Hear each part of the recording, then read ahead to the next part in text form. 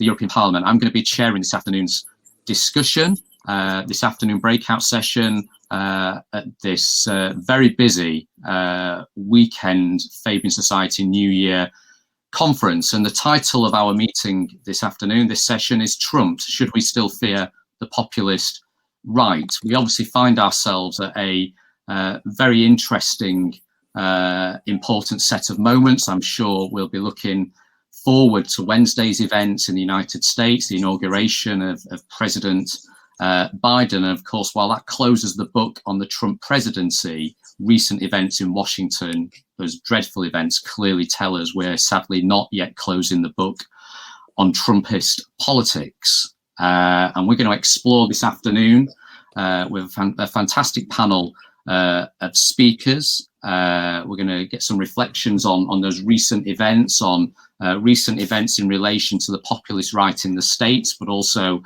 here in Europe and the UK as well. We might explore the linkages between the populist right on both sides of the Atlantic. And I think a key question for us here on the centre left in the Fabian Society is to think about how we win back the support of people who may have supported populist right-wing parties in elections in different countries, because that is, of course, building those coalitions of support again are key for centre-left parties that aspire to win power again. We have a fantastic panel of speakers for this afternoon's session.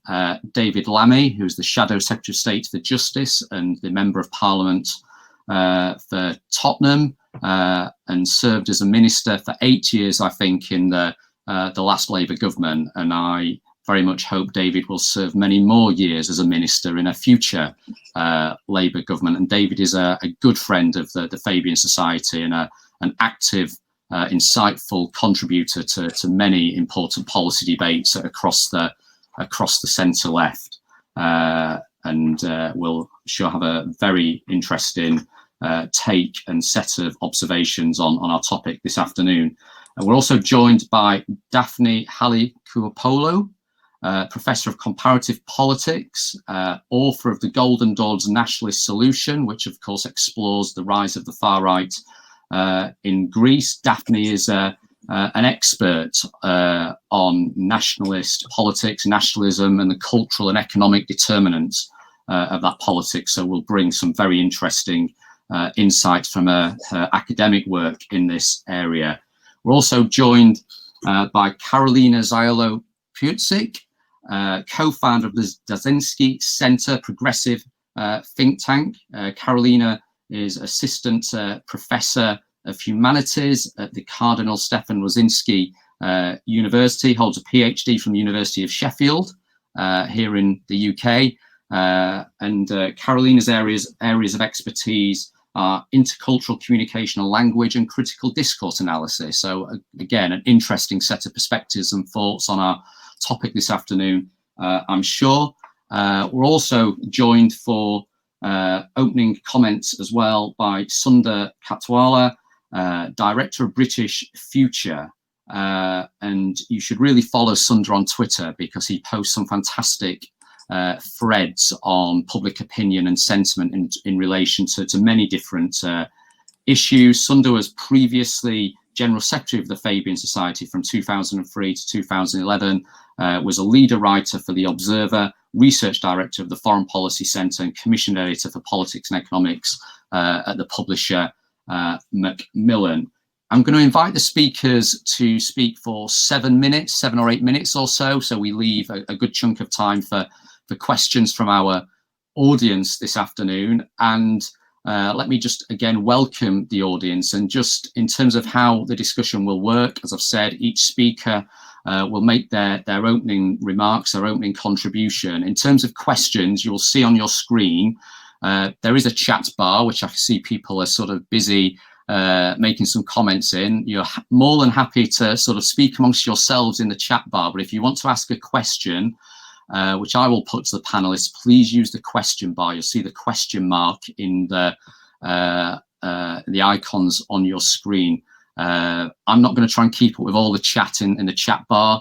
If you have a specific question for the panelists, please use the question icon, and that will feed the question straight through to me and the panelists, and I'll pick questions out to keep our discussion moving. So without further ado, I'd like to introduce David Lammy for his opening remarks. David, over to you. Well, look, thank you very much.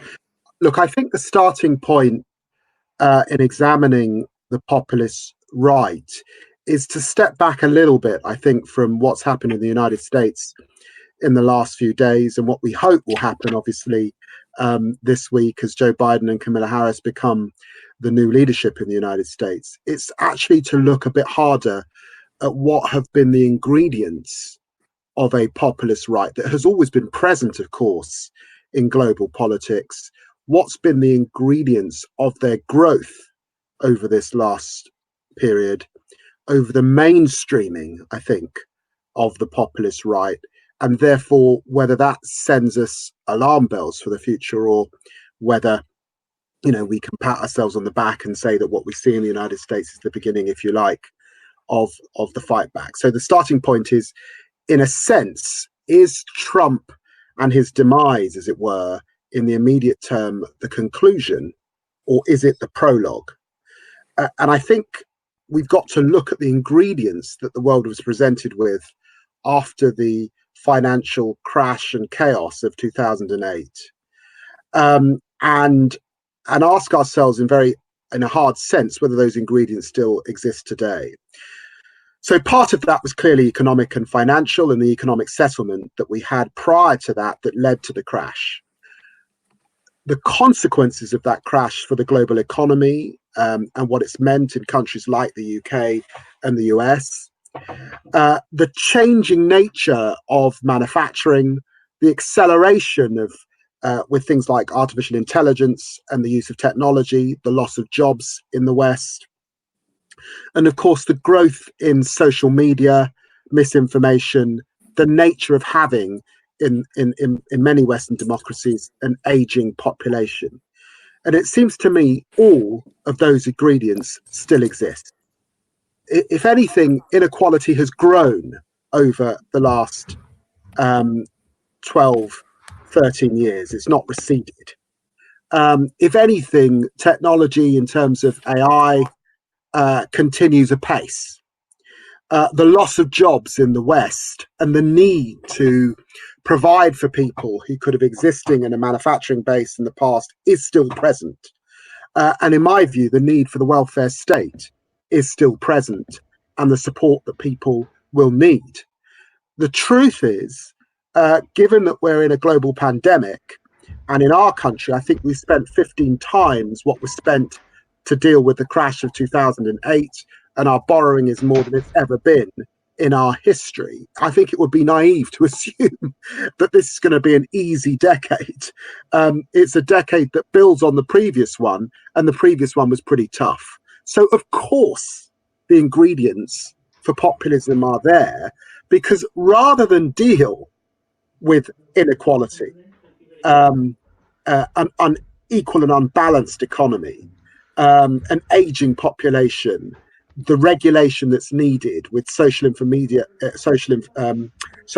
particularly where they're putting out disinformation and misinformation, you boil it all down to one simple thing. That the problem is really to do with your national identity. The problem is to do with othering immigrants or Black people. And the way to hoard power is basically to ramp up nativism. In the context of the United States, that's very, very clearly a white supremacy. But we've seen examples of that nativism and nationalism here in Europe as well.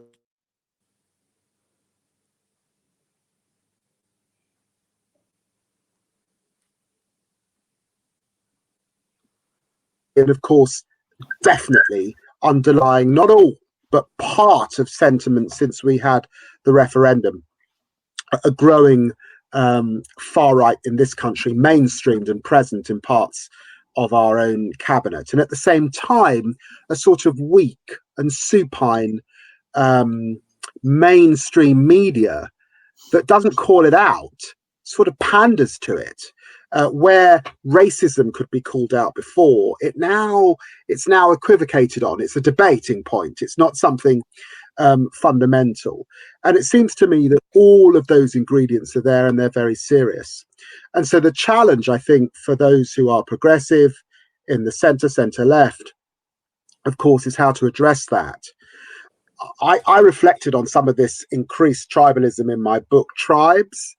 And in reflecting on it, I felt that, progressives do have to have an account of the nation.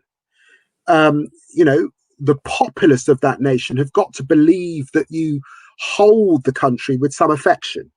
And therefore, you can't turn your back on patriotism, it seems to me. And in my book, I reflected on why I feel English, or want to be able to say that I'm English, even though that is contested. Clearly, in a world in which globalism is under tremendous strain and attack, there are real issues, I think, or bigger issues in countries that are overly centralized and seem to have hollowed out localism and locality. And I think that that's a real strain here in the UK. If people can't see their taxation going towards their local high street, their local civic centre, their local park, what they hold dear in their neighbourhood, then I think that's a problem. And therefore, whilst devolution and a renewing of localism doesn't sound, politically cool, you have to have an account of neighbourhood and locality that really relates to people. And it seems to me that progressives have got to centre themselves in that place, because, of course, you're quickly outmaneuvered by the populist right, placing that locality in identity that is based on skin colour, or based on an ethnic nationalistic sense of who you are. And has an account of place, and that really is balanced against the change that people are seeing, either because of immigration or either because their high streets are going. And clearly the pandemic is going to accelerate some of this, very sadly, where, office suites in downtown areas, a set of solicitors might have had 4 floors of an office suite. Clearly, post this Zoom, post people working at home, that's not going to be the case. People have been shopping online. They're not going to bounce back in the way that it was before the pandemic, it seems to me. So all of that sense of loss and change will be deeper, not lessened, I think, by this period that we are in. And then we've got to be in the place of dealing with the serious challenges of our time. What do you do with an aging population? What is the balance, particularly around healthcare? Our health system is under tremendous strain at the moment, partly because the roof wasn't fixed while the sun was shining. What do you do with huge growing inequalities? I'm really clear. Will we get to 2024 and the Conservative governments will have levelled up huge parts of the north, our coastal towns, that have been shut out of a financial settlement that really is fair to them? I don't think so. I don't think that's going to happen at all. The north-south divide is at no bigger time than since 1911. So you have to have an account of how you're going to redistribute fairly in that context of tremendous inequality. There is still a need for a safety net for people, where people are losing their jobs, where those jobs are unlikely to come back, where you have to invest heavily in education and reskilling, not just of young people. Progress has been really good at young people, but lifelong learning has got to be seriously invested in. Skills have got to be encouraged so that people can access what is there, and you've got to come up with ways where you can spread the load for what isn't there. And taxation will always be a tough and challenging issue for the centre and the centre left. So these are really sticky issues that you've got to unpick and present coherently. But you have to be heard, and you can't be heard if you appear to be shrill, narrow, pandering to a cancel culture, obsessed solely with the politics of identity and not the politics of nation or locality. It's very, very hard in the storm to be heard. I think also that there are big global issues around the regulation of social media, and around fair taxation, particularly things like a transaction tax that progressives have got to grip. And then, of course, the biggest challenge of our time, the climate emergency, requires deep and powerful international solution. And where you've got an agenda on a Green New Deal or green jobs, it's also an agenda around equity, i.e., how do we build in jobs and economy for people who have historically lost out? And certainly in the community that I represent in Tottenham, they have historically lost out hugely. So that's where I hope that gives you a start of a 10. Certainly does, David. Thank you very much. And I'm sure if we were crowded into a meeting room together for this discussion, we'd be hearing a very generous ripple of warm applause for that opening contribution, which really does set a fantastic tone for the discussion. I'm going to pass over to Carolina now. Carolina, welcome. Hello, I'm really sorry for being upside down at the start of the meeting, but I didn't really see that. But thank you for pointing that out. I hope you don't you see me now in more kind of a regular way. I would like to start with briefly describing the situation in Poland after the loss of the election by Donald Trump, because the current government, the government we've got in Poland, as you probably know, is a very right-wing populistic government, and in many ways it relied very heavily on the friendship with the US. Some ideas that were put forward during the Trump's presidency, like the fourth Trump, which was supposed to be building in Poland kind of an imaginary fought Trump. Also that some vaccines, COVID vaccines, a very topical issue that were promised by the President Trump, that we're going to receive them from the US. And finally, the Polish president did go to the US just before the election to support Trump among Polish diaspora there, which is a significant number of people, about 2 million potential voters. So, and also our president was one of the last presidents to congratulate Joe Biden, and still no one really condemned the violence on the Capitol. But that's for the for all the external factors. And the US and Hungary has been presented by our government as our strongest allies in the Europe and outside Europe. Also, the UK before the Brexit was seen as a very strong ally, and even now as a very very strong supporter of our policy. Which brings us to the topic of possible Polish exit, or as we call it, Pole exit from the from the EU, but that's a different topic. So this is the kind of external aspect of the populist right, and the fact that it's strongly supported from the US and also inspired by the US. But the situation for more progressive political forces is very very difficult. For example, the owned by state gas company recently has purchased majority of the local newspapers. And when you think about it in the context of fake news and media in general, it will make very difficult for those local media to report local issues in the way they actually appear. There's very strong support from the television, which is owned by the state.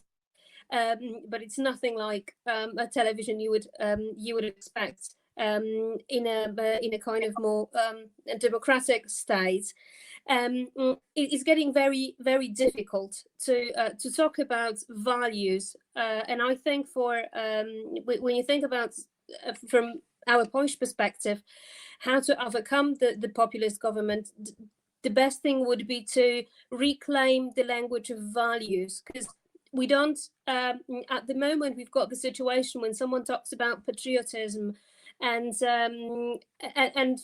or the local aspects, they are all being reserved by the populists. So whenever anyone from the progressive political parties from the left talks about it, it is presented as being insincere, or something that's more kind of a international aspect, not only a local aspect. So it's very difficult to rebuild the resistance towards the populists was the very limited access to the media we've got at the moment, and also it was a very limited influence on the local government and the local media. And I see myself, as I see it, the biggest challenge, as I said, is definitely the reclaiming the debate on social issues, and being proactive, not only reactive. So main topics are being set out by the populists, whereas the progressive parties or the left parties, they don't have the enough power to set out an agenda for the discourse that's going on in the media. Sometimes it happens and are very lucky events, or unlucky in a way, because they usually come from a very desperate situation, like the fight for the reproductive rights that we've had last year, and that was a very strong social, that caused a very strong social unrest at the end of the year. And that was the moment when some other ideas than kind of a traditional Christian family could be heard and could be seen. And also the problems was the healthcare and the access to the healthcare, especially now with the COVID epidemic. But they are still very isolated topic and very and not really holistic. We don't have a chance to present a vision on economy as such, and also the questions of the EU whenever they arise, that they all seem to be only talked about in terms of the populists, and finding the language that could convey different messages with limited, as I said, access to the media and limited chances to act on the ideas in practice in a government, makes it very very difficult to overcome the populist threat. Thank you very much indeed, Carolina. That was fantastic. Thank you. Very interesting, and I'm sure there's things there we'll pick up in the Q&A. Is Daphne with us? Has Daphne joined? Can I just check? I think Katie is trying to sort her out. Okay, Saunders around. Okay, well, hopefully Daphne will join us shortly. Sunda, are you there to make your contribution, please?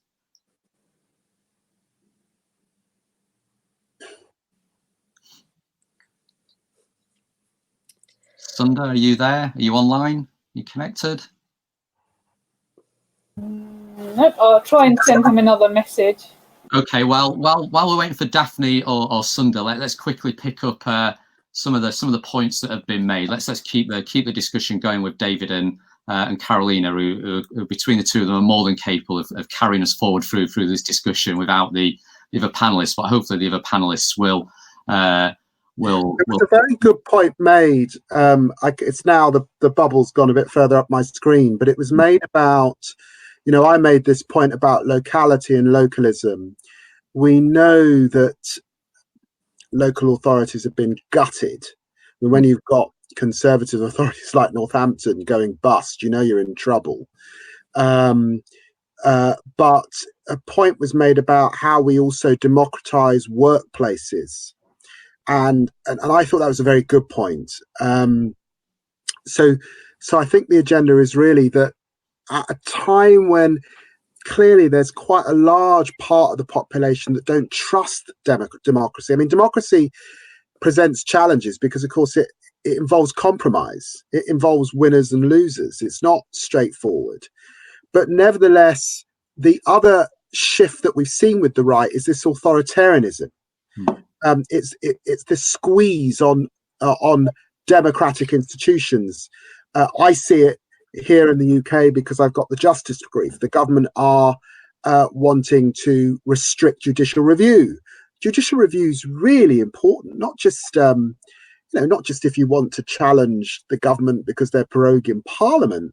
It's important if you want to take on your local authority because they're not giving your child an educational needs statement, or if they want to build a supermarket on the at the back of your house or something. It's a really important tool, and the government want to sort of restrict it. They want to restrict the human rights settlement that we've had effectively since the Second World War, and as part of our membership of the European Convention. And of course, they've been very keen to attack even our judiciary, which, generally speaking, in civilized democracies like ours, stand as independent and ought to not be brought into the political fray. This is the same stuff that we saw, that we've seen in the United States, but of course worse. And somehow, how you give ordinary people back their relationship with democracy is really important.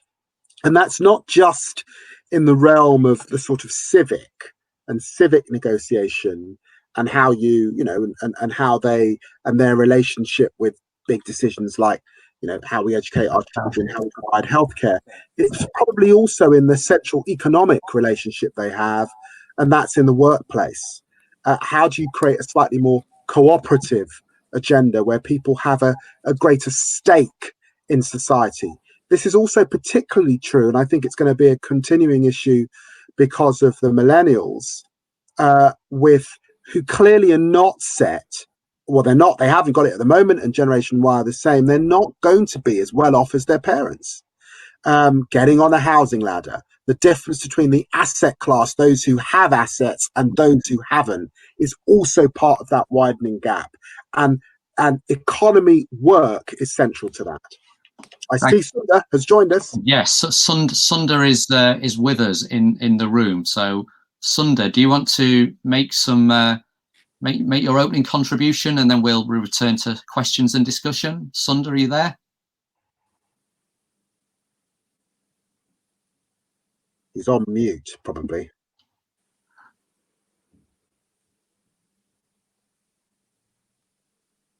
If that's the case, I would like to make a comment on the unions and the workplace. Please do, Carolina, and hopefully Sunder may find his way into the conversation. Hopefully. Thank you. The situation with the unions in Poland is quite interesting for some of you who have followed our very turbulent union relationship as a state. So we've got the right wing unions, which is Solidarity, supporting the government heavily, and also another union which is representing more leftist or actually left views, with its roots in the post-communism. But what the government is worrying at the moment mostly are the employers, not employees. And I'll stop now. Oh, okay. Well, we may quickly come back to you, Carolina. Sunder, are you? Can you see and hear us? Sunder is on my screen, but appears to have frozen. The connection's frozen. Carolina, carry on for a few seconds, please. I can stop anytime and start anytime. So the employers seem to be the focus of the government, and not the unions and not the employees. And so no one's been consulting the unions, unfortunately, in terms of the measures that can be undertaken by the government to help the employees. and also in terms of the how the vaccination will progress, because as we've got we start with a group 0, which is the healthcare workers, and then they proceed with age, so basically starting from the people at the age of 80 and then 70, 60 and so on. But for the economic reasons and and some of the union members I've spoken to mentioned that it would be a very good idea to think about the vaccinations in terms of the sections of the economy. So, for example, teachers could go right after the healthcare workers, and along them the elderly. So unfortunately, no one really the government doesn't really talk with the unions in such, and there's always been a strong there's been no support for the unions in the workplaces. They were always presented in the media as a group of freeloaders, as a group that goes against the economic progress. Whereas at the moment, especially with this the working from home situation, it's all being done without the unions. So the questions of a possible health hazards and the work-life balance, and the fact that some people do work 12 hours a day and is expected to be at work if they are at home, so they are at work 24 hours a day. Those seem to be a very small issues, but I think in a kind of a discourse in the next month, they might be more and more important, and also a place for the progressive progressive politicians to think about them and to put forward those ideas. Okay, so there's a really interesting question that Arnab Dutt has submitted in the question bar. And basically, as we know, right-wing populists provide easy solutions to complex problems, or seek to present easy solutions to complex problems. So how do we on the left and as progressives go about defending the importance of freedom of speech whilst making sure we have appropriate mechanisms and safeguards in place, particularly online and in and around social media, to challenge, as Arnab puts it, populist nonsense and the conspiracy theories that often strays into? So how do we balance freedom of speech with the need to, or the need, as I certainly feel and see it, to quickly sort of stamp on dangerous conspiracy theories and disinformation? Carolina, do you want to start with that one? Yes, thank you. I think it's a very difficult topic to find the balance, and the social media, especially in Poland, comes with help, because it does have a democratic access. It's accessible to everyone. But the problem we've got is a very similar problem to the situation in the US, when you've got people in power actually making those claims that are just basically false. The problem with the left that I see and is that it seems a bit paradox, but we are as a left, and I identify myself as the left, too responsible to make such outrageous claims, and also sometimes too subtle to point out the lies. And this strategy has changed in Poland last year with the women rights activists, when they suddenly started using a very foul language, and the reason for going for very extreme forms of expression was basically to voice everything that's being silent and being said in a very nice manner for many years. So this seemed as an aggressive way of expressing the views. However, sometimes it's very necessary to do so. And the worst kind of censorship I see is when someone censors somebody else's freedom of expression and the mode of expression.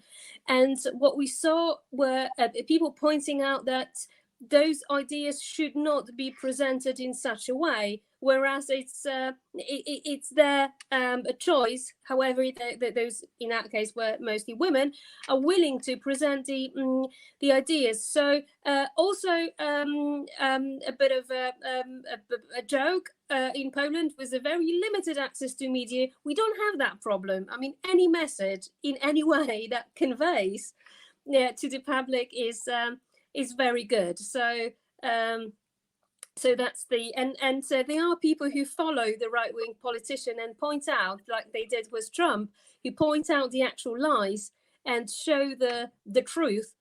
But it's very it's very tedious work, and may not reach everyone, just those one who want to spend so many hours listening to it. But it also backfires, because the current government about 2 years ago was in a very good relationship with anti-vaccination movements in order to support them and gain their trust. And now they need to present vaccines as a modern way to fight with the epidemic. So they have to change their political agenda in that respect. So sometimes being irresponsible comes back, and comes back with a vengeance.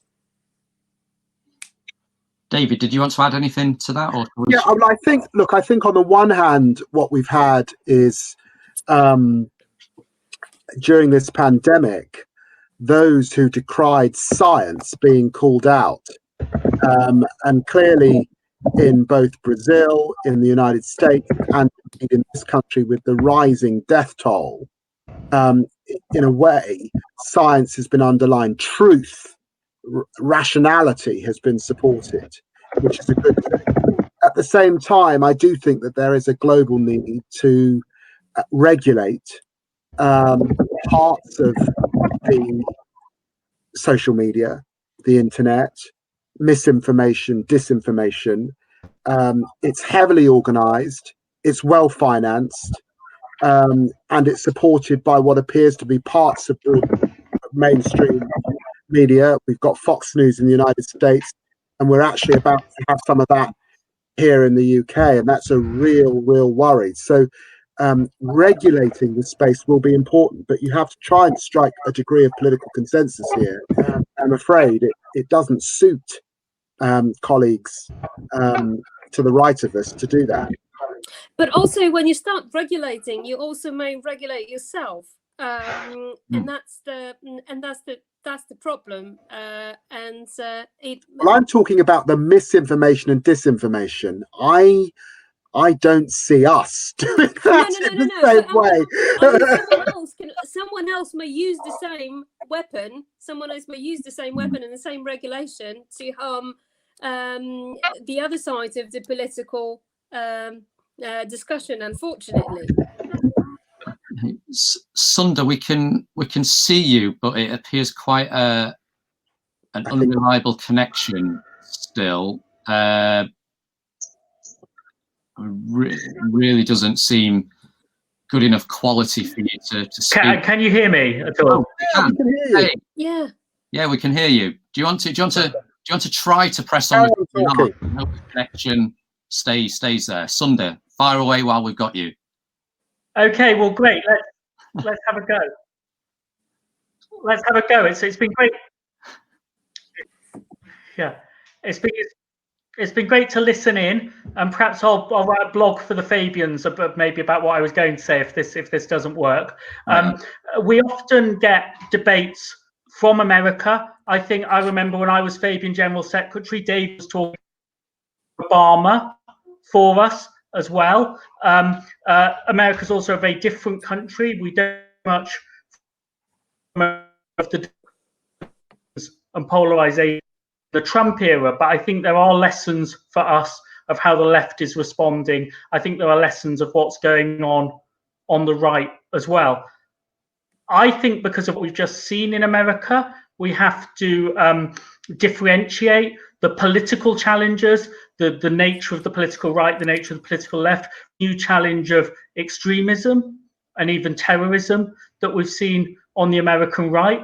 I hope we don't have anything like that here. There are a lot more guns in American society. There's a lot more violence in American society. And so rhetorical extremism has turned to violence in America in a way that is easy in that political culture. And that's something, a big thing for Joe Biden to worry about. It's not the same kind of challenge that we have.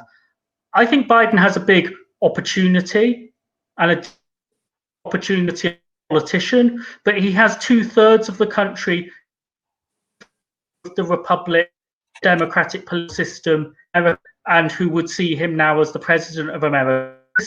System is not enough. And that's very dangerous, but it actually breaks, I think, the red-blue polarization of American society, that he will have goodwill now to deal with the dangers that America faces. It's truly shocking, I think, that a fifth of Americans actually supported the uprising in Washington. And that is probably shrinking. That might have shrunk from a fifth to a tenth, even in the week since it happened, as people see the funerals of police officers, as they realize that this wasn't just people having fun on the internet, this was people trying to assassinate politicians. That will shrink. But you still have more than half of the opposition voters don't believe the election result. So I think Biden has to be the president Democrats would always have wanted, but he also now must be the president that tries to heal the Republic. All of our divisions in Britain over politics, over Brexit, they didn't get to that level of anger, of violence, and we should be grateful for that. And we should be wary of drawing too many comparisons. We should also look at on information and conspiracy actually real world effects. I think we saw that with the Christchurch mosque massacre. We saw that now in America very, very, very strongly. And I think we have to be much stronger now on what kind of conspiracies and misinformation on real world dangers was treated as a ridiculous theory, but it's become truly dangerous. So a big Labour to avoid the culture wars, but there's also now probably the biggest extremism threat any major democracy has ever faced within the American right. And I think it will be the job of politicians, Republican politicians, as well as Joe Biden now, to try and put the political mainstream back in charge of the political system in America.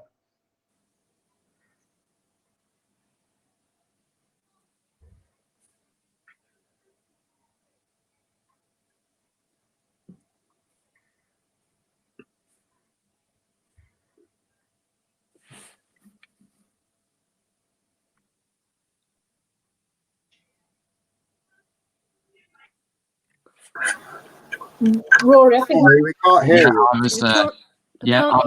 I was on mute there. I apologise. I think Sundar concluded his remarks, although it does appear to have the connection's frozen up again. So I was just going to say, Sundar, if you do want to turn your remarks into a blog for the Fabian website after the event, I'm sure that would be more than welcome and will be of interest. And I think Sundar there, talking about the challenges for Joe Biden, perhaps took us into the some of the politics of this and how we develop responses on the centre left to right-wing populists. So I'm going to sort of draw a question out of a few of the comments and questions that have come in, and it's a really straightforward question. I don't know if you're there, Sundar, to kick off with this one.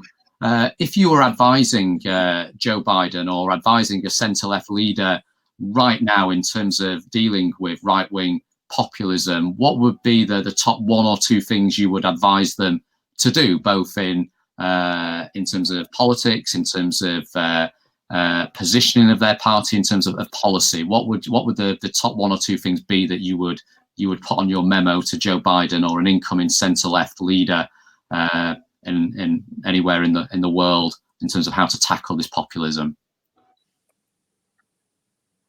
Sundar, if you pick that up, do you want to have a go? If not, David, briefly, do you want to pick that up before you have to leave us, I think? Sorry, what was the question? The question was for Joe Biden, was it? What would you advise? I feel Biden should... He's got him.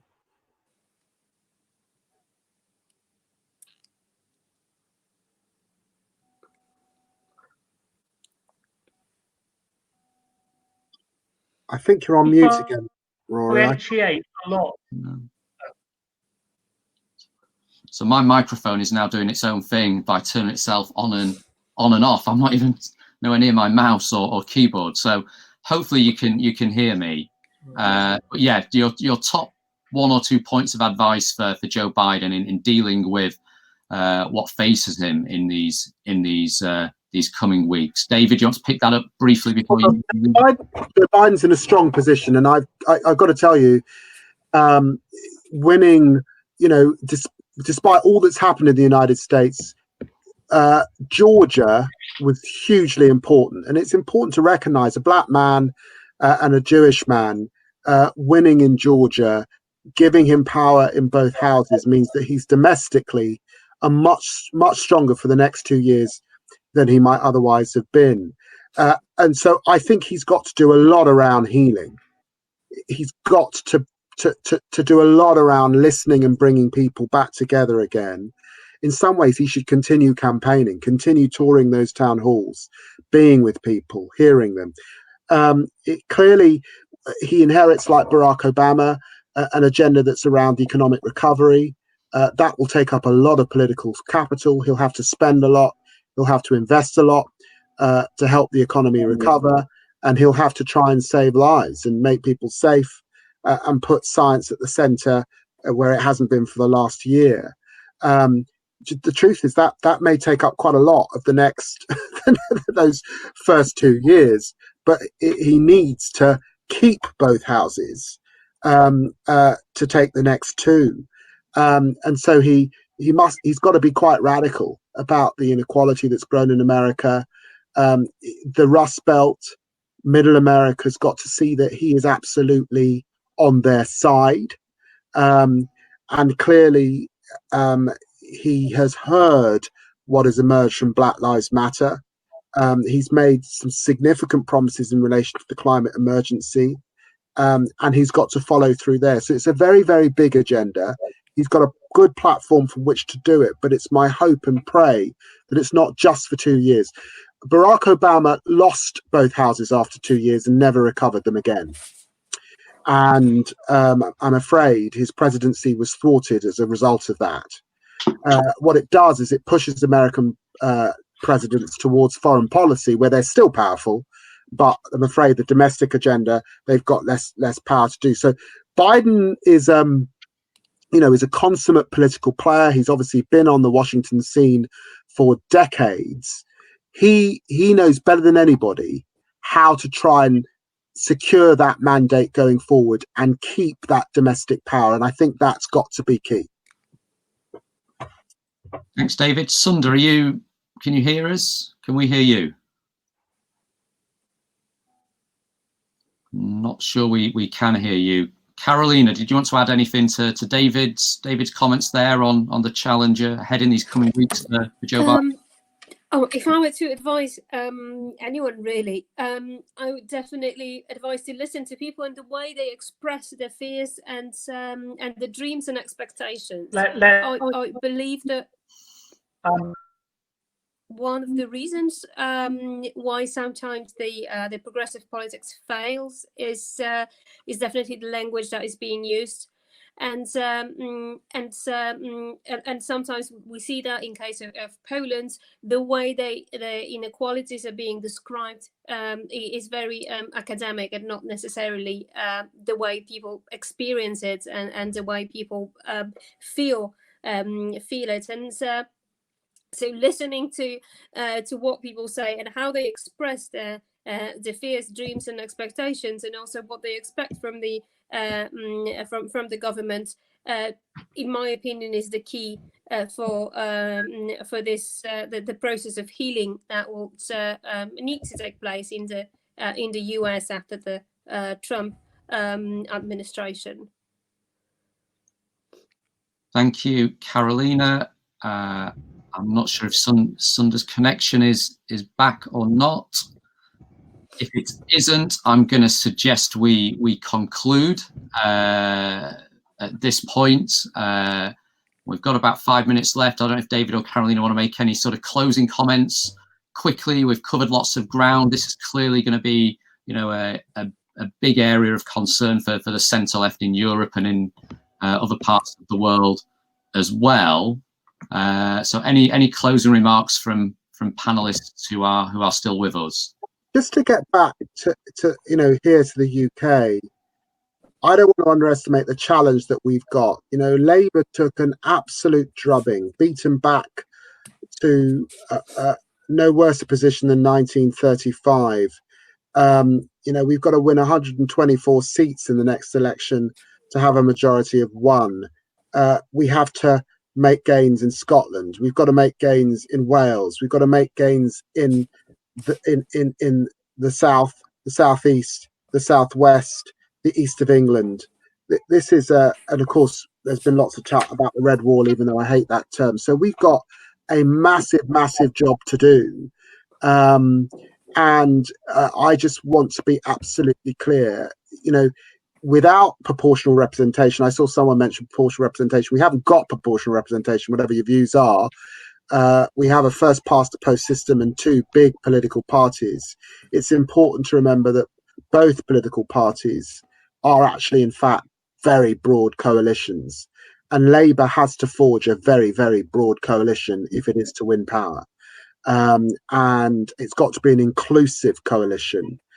We've got to put to one side the infighting, the bickering in public, some of the nastiness that has been present in our party. I'm afraid we are not going to persuade the British people to put their ex-bias if we do that. And yes, we must take on the populist right, but we have to take it on from where the British people are today, centering ourselves in their lives today, and with quite a lot of reassurance and an attempt to gain trust back again. And that always takes parties that got to build that power back, into new and uncomfortable places, and or places they haven't been for some time. And I want to see us in power. I hate being in opposition. I hate not being able to really change the country. And for all the botched mistakes of the current Conservative government, let's be absolutely clear. I think on the figures, if there was an election tomorrow, the Tories would still win. So we've got a lot to do. David, thank you very much. Carolina, any closing remarks you'd like to share? So for being in the opposition, that's very difficult. The left has not been in the parliament for 4 years. We were back in the parliament, and has been in the opposition for 15 years. So you can only imagine how difficult this may be. There was actually no real influence on the greater scheme of things. But I believe that since we do not really know all the challenges, because the world after the pandemic would not be the same as it was before, one of the ways to face the challenges is definitely think about more participation in decision making in local government, but also through the unions in the workplace. Definitely more participation would be a way to go forwards to facing the challenges, and also for the left to promote. Thanks very much indeed, and thank you to those who've joined the session. Over